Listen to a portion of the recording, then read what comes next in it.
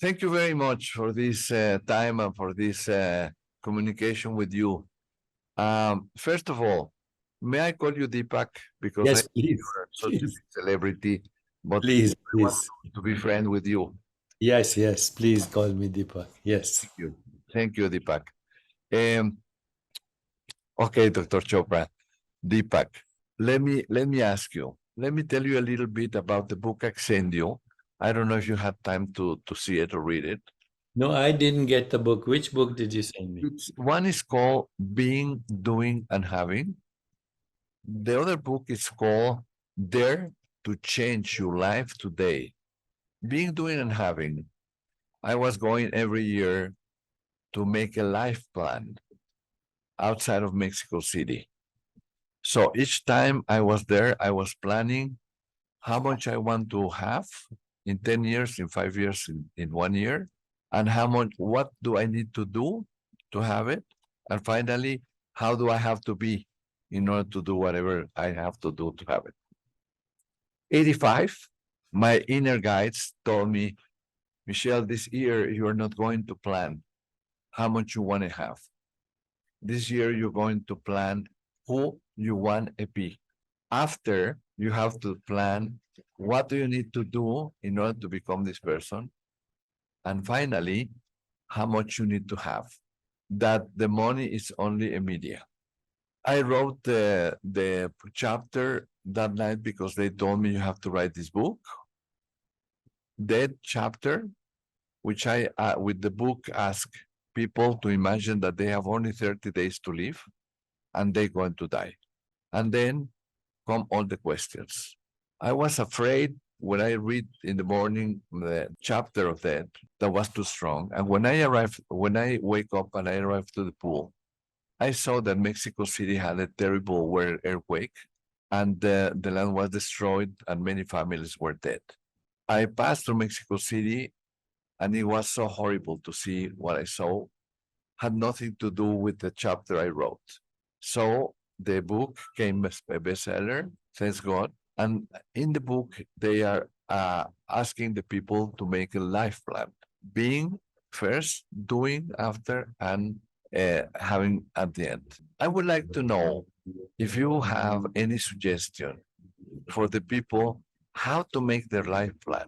How can they get into a life plan to, because I know you believe that everyone have to have a mission in life, no? A purpose of life. So, Michelle, I'm now 77 years of age, even though biologically I think I'm less than 40, but chronologically I'm 77. And after a lifelong inquiry into the kind of questions you are posing, I believe that the only thing important in existence is self-realization. And when you have self-realization, you don't need any plan or any purpose, because then the divine takes over. So what happens is effortless spontaneity, synchronicity, non-local correlation, empathy, compassion, joy, equanimity, and going beyond the constructs of birth and death, because they are human constructs based on false identity.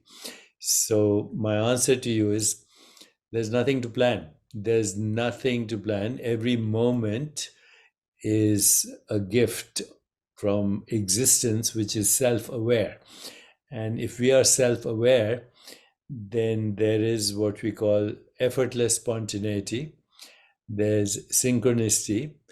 There's spontaneous, not imposed, spontaneous morality, which is empathy, compassion, joy, love in action, equanimity, peace, and no freedom from these concepts, birth or death. Because in the deeper reality, what we call a person is just a process of the spirit. So, it has been said many times, the Christian theologian Teilhard de Chardin said, we are spiritual beings having a human experience. Now we can say scientifically that our true identity is beyond space and time. And when we have that true identity beyond space and time, then what we call the person, which is a process, there's no such thing as a person. You start as a fertilized egg, then you're a zygote, then you're an embryo, then you're a baby, then you're a toddler, then you're a teenager, young adult, old adult, all the way to dusty death. So what we call a person is a dream. And what is dreaming is the divine as that person, which is unique. The person, the process is unique, but yet it is divine.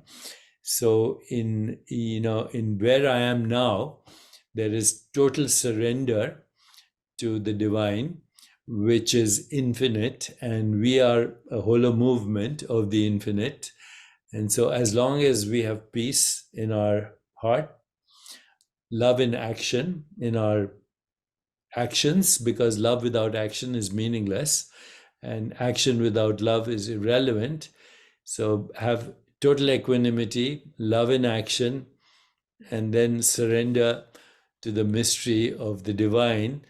And the divine is without cause, whatever you call it, divine without cause, fundamental, irreducible, incomprehensible, cannot be imagined, cannot be thought of, cannot be seen, but yet that divine formless being is who we are, also an aspect of that. Just like the ocean is an aspect, the wave is an aspect of the ocean. As Rumi said, you're not just a drop in the ocean, you're the ocean in the drop as well. So when you realize you're the ocean in the drop, then everything happens by itself. And that is what's happening in my life right now. Higher states of consciousness beyond waking, dreaming, sleeping. Fourth state of consciousness, soul consciousness. Fifth state of consciousness, cosmic consciousness. Sixth state of consciousness, divine consciousness. And seventh state of consciousness, unity with the divine. Whatever you want to call the divine, Allah, Brahman, God, doesn't matter. Ein Sof, it doesn't matter. But that is regulating everything that we call the cosmos. Today, we know that there are 2 trillion galaxies, 2 trillion galaxies, 700 sextillion stars, 700 followed by 21 zero is the number, 21 zeros is the number of stars. And if you believe current astrobiology, which is based on what is called the Goldilocks zone, then there are 60 billion habitable planets in just the Milky Way galaxy. So you multiply that by 2 trillion, it's incomprehensible, and it's all happening in one consciousness, divine consciousness. So our planet, with all its problems, is not even a grain of sand on all the beaches of the universe. All the beaches of the universe, not one grain of sand. Here we have all our problems, our conflicts. We're like a little ant colony on a mound of dust in the junkyard of infinity. So I don't make any plans. I follow the divine in every moment, and the gift is synchronicity, meaningful coincidences, good luck, the grace of God, or what you might call just, the divinity in motion, that we are on this little grain of sand in all the beaches of the world. We have the ability to comprehend this. What is that ability to comprehend this? What is, and I don't believe, by the way, that any religion or any system of thought or any science or any philosophy or any theology can get us there. Only direct experience of higher states of consciousness.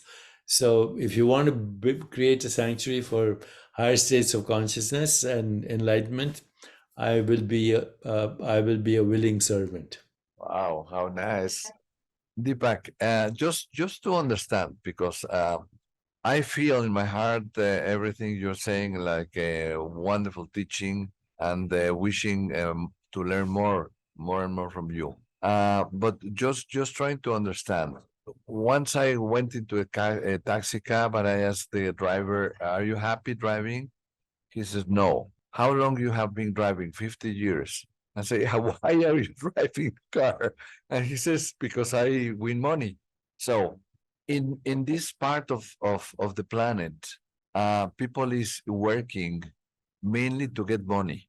And what I believe is that if we are worried so much for ourselves and we are not trying to serve others or the world, if our purpose is for us egoistically and not to serve the world, I believe we are very limited. But if you follow your own mission or purpose, not needing really to make a plan by itself exactly, but if you know what is your mission, if you know what is your purpose in life, for example, my purpose is to serve, first of all, to enlighten myself and to help others to enlighten. That's my mission in life.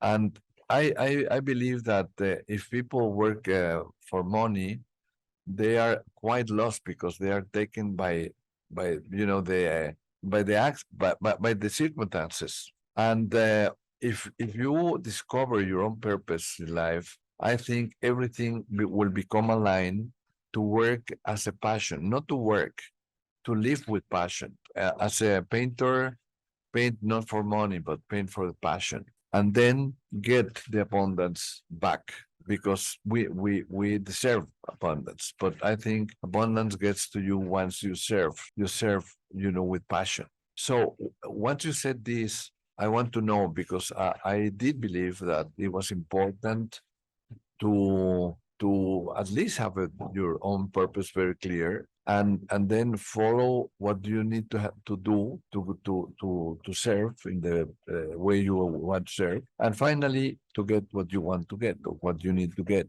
So in this type of let's say, or you believe that anyone should just live his life and that's it. So, again, the only purpose of our existence, I believe, is to find out who you are, to find out your self beyond body, beyond mind, and beyond the situations and circumstances of your life. Now, of course, it's an evolutionary process. So, the first level of purpose is safety, survival. The second is material success. The third is love and belongingness. The fourth is creative expression. The fifth is insight, intuition, creativity, and higher consciousness. The sixth is transcendence. And the seventh is enlightenment. So the purpose evolves as we go. And today there is a lot of research on happiness, and happiness and sadness go together. You can't have one. If everybody was happy, you would not know what sadness is, because it's like saying if everything is green, then you don't know what green is. So happiness and sadness go together, and they are part of our existence, and they're not joy. Joy is beyond happiness and sadness. Joy is very fundamental experience of being, as you said, being, living, having, doing. So joy is a fundamental experience of being, which is independent of happiness and sadness. Now, having said that, there is a lot of research on what makes happy. In fact, there's something called a happiness formula, and it is as follows: H is equal to S plus C plus V. So H stands for happiness, is equal to S. S is set point in the brain. People who see opportunities in the midst of adversity are happy people. People who see problems are unhappy. So this set point in the brain is 50% of our happiness experience every day. The set point is determined by your parents, by your environment when you were growing up. So if your parents were constantly complaining, criticizing, condemning, playing the victim, you have a set point for unhappiness. If your parents and siblings and your environment when you're a baby were always looking for opportunity, even in the midst of challenges, even in the midst of adversity or problem, then your set point is for happiness. So actually, your mind is conditioned early on for happiness or unhappiness. It has nothing to do with you. It has to do with your immediate environment. So now you can ask yourself, can you change your set point? And the answer is yes. You can change your set point through reflective inquiry, through meditation, through mindfulness, through self-inquiry, and through transcendence. That's 50% of your happiness on a daily basis. H is equal to S plus C. C is conditions of living, including money. And that is about 12% of your happiness experience every day, 12 to 15%. So if you win the lottery, you will be very happy in the beginning. In 6 months, you'll plateau. In 1 year, you'll be back to your set point. And some people actually are more unhappy after winning the lottery because they confuse self-esteem with self-worth. You know, there's a lyric by Bob Marley: some people are so poor, all they have is money. So, you know, abundance is, of course, money, but it includes the ability to love and have compassion. It includes the ability for joy. It includes the ability to get in touch with your creative center, and the ability to realize goals that are purpose driven. So anyway, that's 12% of happiness is about money. And then there's remaining 40% or less than 40%, which is the daily choices we make. So we make two kinds of choices every day. One is for personal pleasure: alcohol, sex, entertainment, shopping, etc. Those choices bring us happiness, but they're temporary. If you don't repeat the experience, then it doesn't last. And if you repeat the experience too often, whatever it is, shopping or sex or alcohol or entertainment, if you have an addictive personality, you have a risk for addiction as well. There's a second kind of choice that people can make. It is what they call choices for fulfillment. So fulfillment occurs, as you said, when you have a purpose in life, and also if you know how to make other people happy. The fastest way to be happy is to make somebody else happy.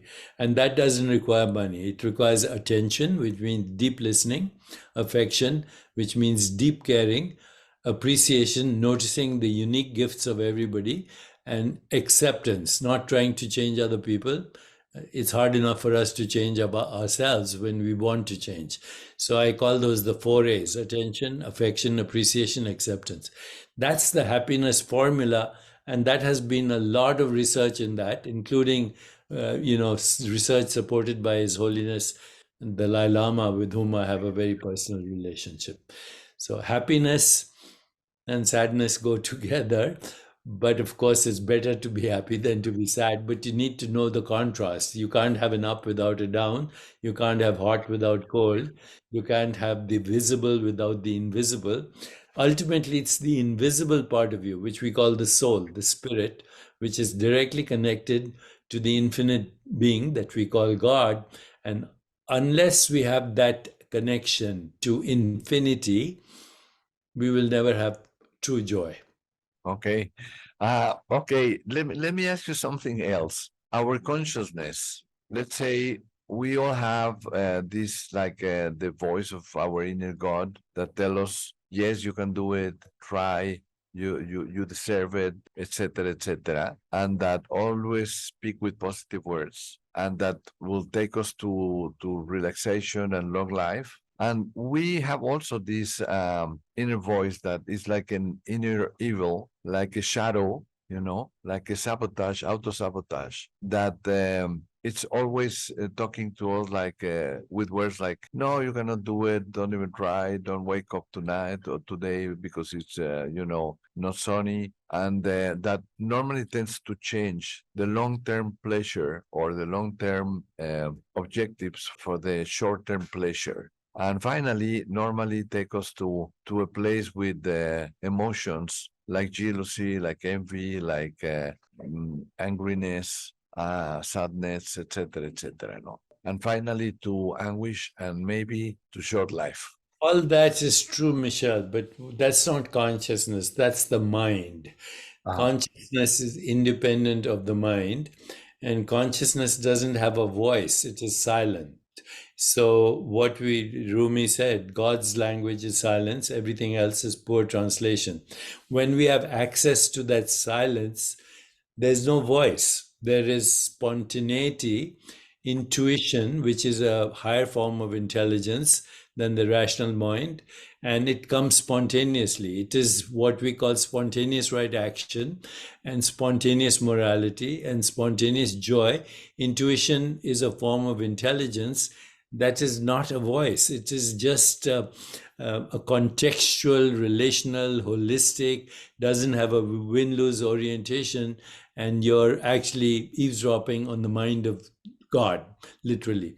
Intuition leads to spontaneous insight, which means insight, as the word says, inner vision, which is spontaneous. It doesn't need to have a voice at all, but it can lead to imagination. And imagination is also an aspect of consciousness, not the mind. Imagination is an aspect of consciousness because you see images. You see, imagination, as the word says, is image, and there's a vision in that image.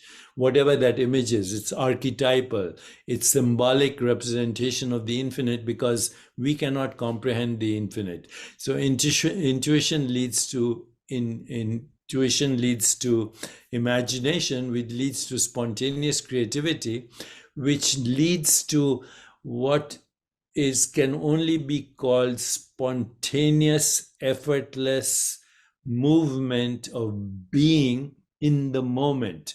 And that is all we have. What we call the present is not a moment in time. It's not a moment in time. Present is beyond time. So when you are in that, what we call the never-ending, eternal now, then everything happens by itself.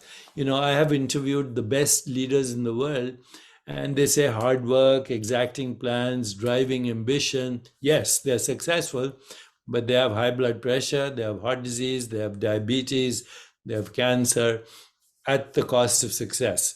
That's not the kind of success actually we need. We need the kind of success that is beyond hard work, exacting plans, and driving ambition. It comes from the spontaneity of the spirit. And that is the only thing that can actually, in the long run, liberate us. Because when you have spontaneous success, spontaneous joy, spontaneous love, spontaneous compassion, spontaneous creativity, there's no stress. And that is the kind of success we all want. And that's spiritual, that's not mental. Cannot be mental, because mental is always conflicted. Mental is the separate ego mind.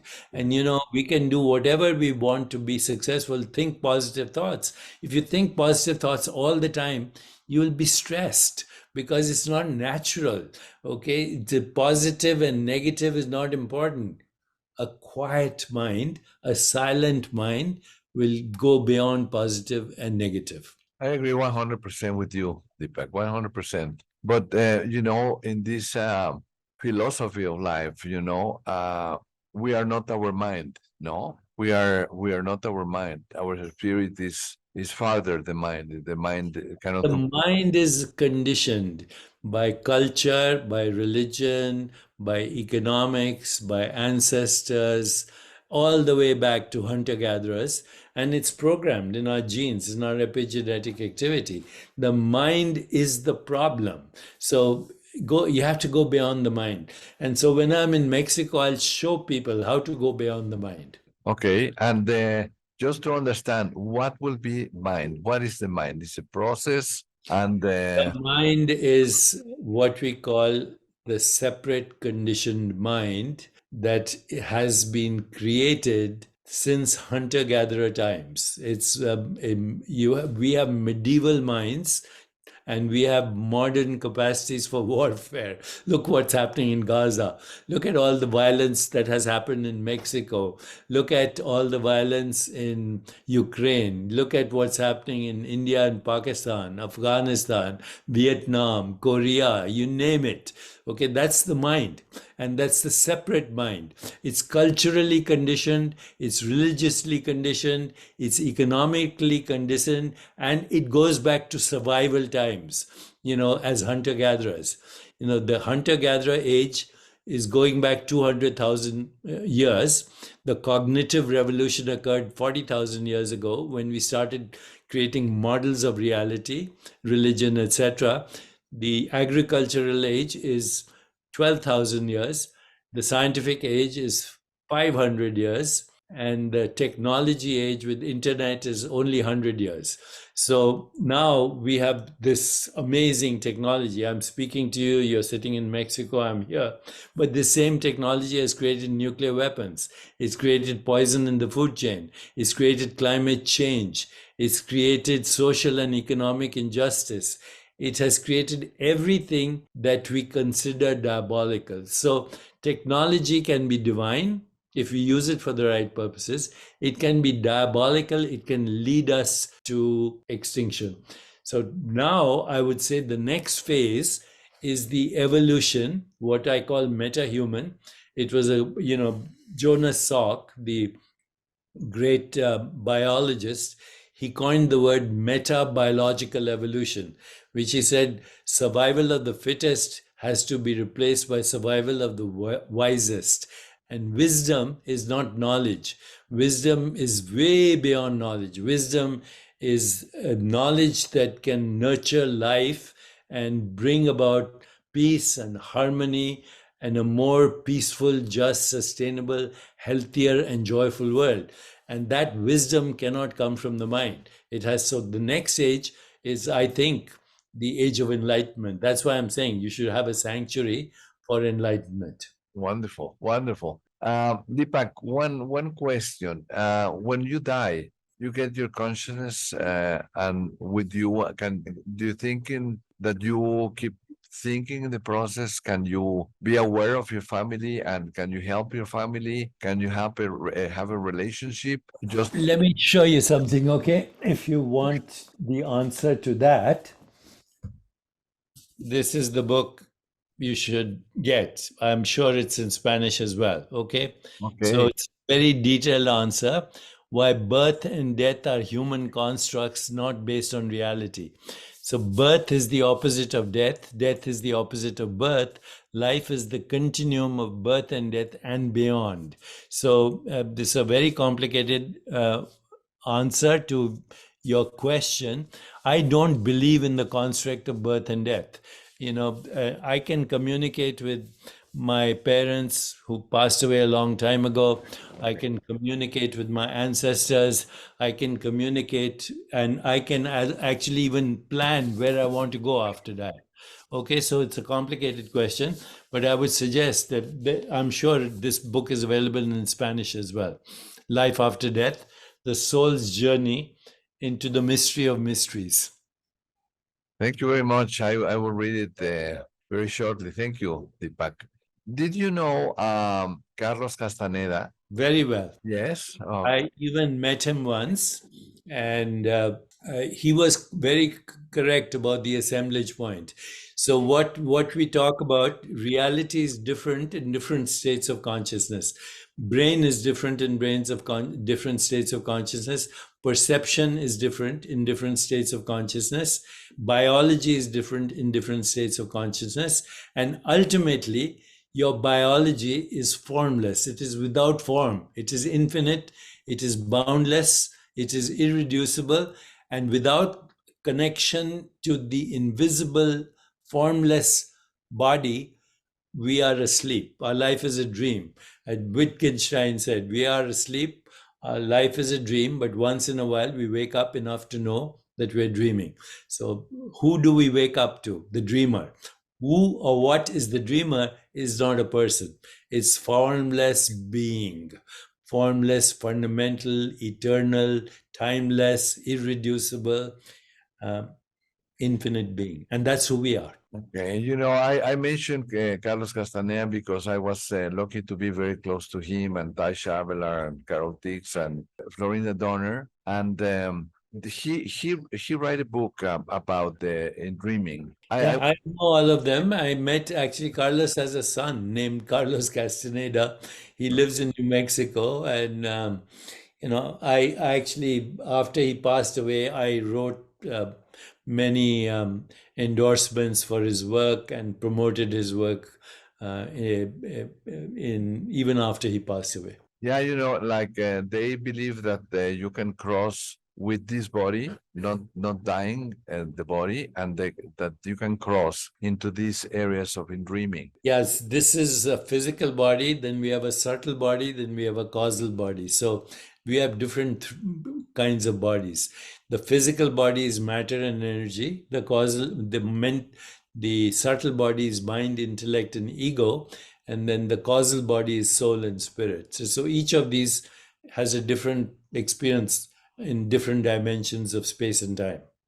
So you believe you can choose to go with the without dying in the body to the eternal life, like they did, Florina. The body is not important, Michel. The physical body is not important. It's a verb. Which body? Fertilized egg, teenager, young person, old person. Which body are you talking about? There's no such thing as a body. Okay, so I understand. Deepak, I would love for you to tell us a little bit more about the way to be physically in wellness forever, because I know you have a lot of research. And how can we take advantage of not aging? Only 5% of disease is determined by genes. And for that, we will soon have technology called gene editing. So you'll be able to cut and paste genes the same way as you cut and paste emails. And that technology is already coming. And but only 5% is genetic. The rest is what we call epigenetic. And if you want to minimize inflammation and disease and aging in the body, then number one is not in order of importance, but I'll just tell you what the process is. Number one is changing your perception of the body from being a physical structure to a field of awareness. Number two is changing your experience of time. Because it is time that is metabolized as the process that we call aging. And number three is reframing aging, where you can have the biology of youth and the wisdom of experience. So those are the three most important things.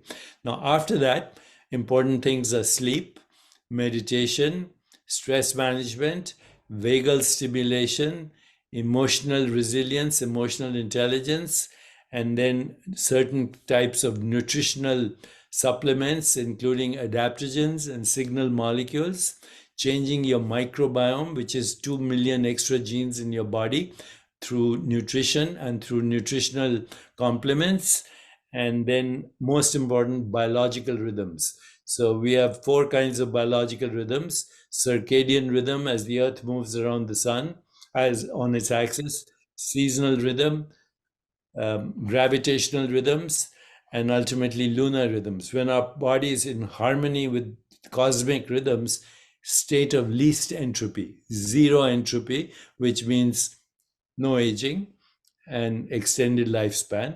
This is my current work, and we are doing research on longevity now through measuring inflammation, gene activity, the role of the vagus nerve, which is the healing nerve in our body, role of breathing, and role of signal molecules.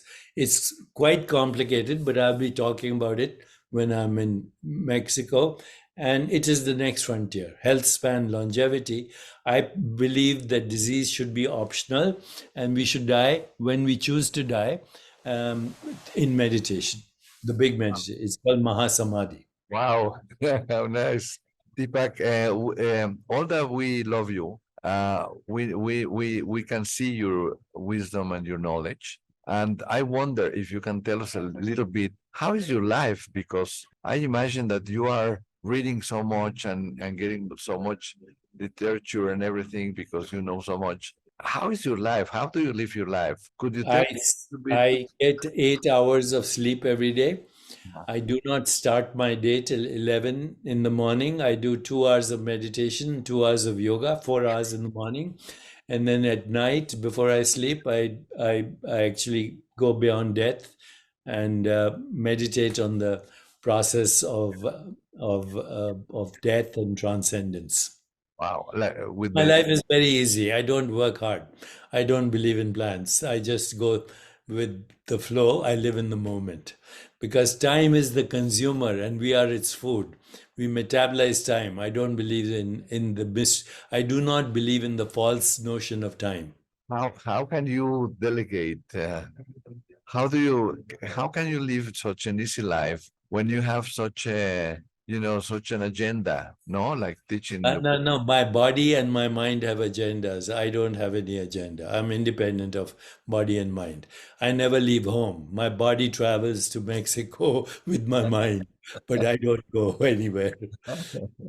How nice. Well, I would love to be as much time close to you, and I yep, look forward to seeing you in Mexico and learning about your sanctuary because it should be a sanctuary for enlightenment yes, and thank you so civilization. much. I hope you can come. If not this time, next time. I will plan for sure. And I would love to get with you in service, and if we could open in the future a Chopra Center here, we would love. Your sanctuary, but you don't have to be a Chopra center. It can be your sanctuary. How nice of you. Then you teach here. Yeah, I can teach. Yes. Yes. Thank Yes. you so much. Deepak, Okay. I have no words to thank you. Thank you, Michel. I look forward to meeting you. Thank you so much for your big heart, for your humility, for your kindness, and it's amazing. In Arabic, because my family comes from Lebanon, we have Oh, a word that says ribalal, yeah. I've been to Lebanon many times. Beautiful country. I which love. ribalal means like the people you love, Yes. even talking, that you see and you love, and you are like that, Yeah. ribalal. Thank you. Thank you so much. Thank you. I'll see you soon. I look forward to meeting you. God bless you. Okay. God bless. Thanks. Okay. Thank you. Bye-bye. Bye bye. Bye.